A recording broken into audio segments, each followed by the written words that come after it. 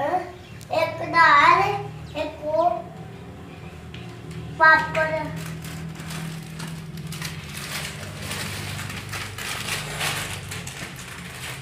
वालेकुम बेटा। वालेकुम सलाम। पुत की ना तेरा बेटा? अंकल शगुफ्ता एहसान। शगुफ्ता एहसान। हाँ जी। ते पुत कितनी उम्र तेरी? 12 साल। 12 साल। ते ए तू की वेचदी पई मेरे पुत? सौदा। अच्छा ते तू पढ़दी नहीं मेरे पुत? नहीं चाचू। क्यों नहीं पढ़दी मेरे पुत? चाचू मेरा अबू बीमार आदमी है ते इससे तो मैं नहीं पढ़ती। ते तू स्कूल गई नहीं मेरे पुत? नहीं नहीं चाचू। नहीं स्कूल नहीं गई पहले? ਜਾਂਦੀ ਰਹੀ ਹਾਂ ਤੇ 5 ਕੀਤੀਆਂ ਤੇ 6ਵੀਂ ਕਲਾਸ ਤੋਂ। अच्छा पंजवीं तक पढ़दी रही मेरे पुत? ਹਾਂਜੀ। ते पंजवीं किहड़े स्कूल च कीती सी पुत? ਪ੍ਰਾਈਵੇਟ अच्छा किहड़ी जगह तो? ਅੱਡੇ ਵਾਲੇ ਤੋਂ। अच्छा उस तो बाद कित्थे दाखला लिया? ਐਮਨ ਫੀਸ। अच्छा ते फिर हट क्यों गई मेरा बेटा?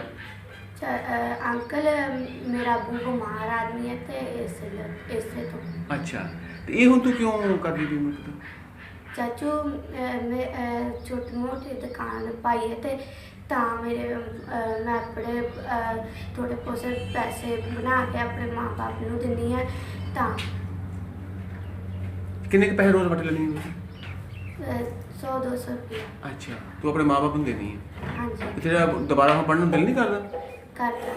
अच्छा अगर तेरे वास्ते कोई बंदोबस्त हो जाए तो पढ़ेंगी मेरे पुत? हाँ जी चाचू। चलो पढ़ लिख के की बनेगी? की बनना चाहनी है? हाँ दस मेरे पुत। चाचे टीचर बनना चाहनी है, डॉक्टर बनना चाहनी है, की बनना चाहनी पुत? डॉक्टर। अच्छा